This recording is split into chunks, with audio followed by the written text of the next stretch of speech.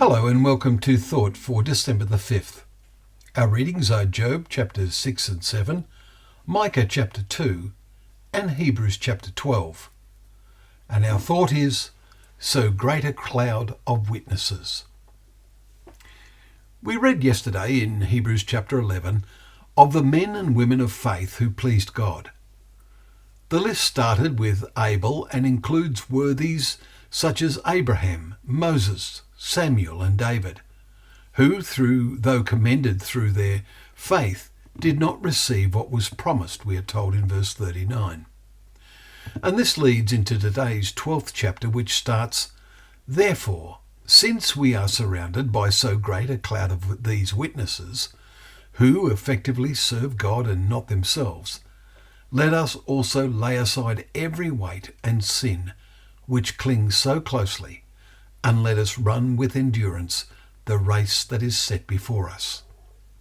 The witnesses listed in chapter 11 are examples to us in overcoming the various challenges of life that confront us today. But we have an additional benefit, for we have the greatest witness of all. The next verse says, we should and must be looking to Jesus, the founder and perfecter of our faith. And what inspired Jesus to accomplish such a perfect faith? It was because of the joy that was set before him that he endured the cross, despising the shame, and is seated at the right hand of the throne of God. Think of what is set before us. We do not have to endure a literal cross. Recall what we read last week in Paul's letter to Titus, that we are waiting for our blessed hope, the appearing of Jesus Christ, who gave himself for us to redeem us from all lawlessness and to purify for himself a people for his own possession, who are zealous for good works. Chapter 2, verses 13 and 14. Let us really feel that purifying work in us as we read and absorb God's word each day and put it into practice.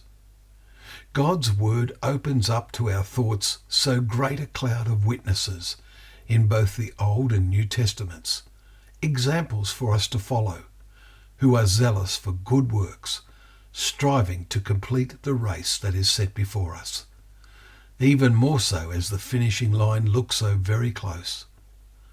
Finally, we note how today's chapter in Hebrews ends.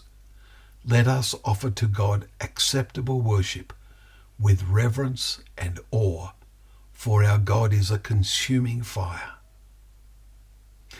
Well, thank you once again for joining us for Thought for the Day, where we can open up the pages of God's Word and see such great and encouraging visions before us, knowing that Word is a lamp to our feet and a light to our path.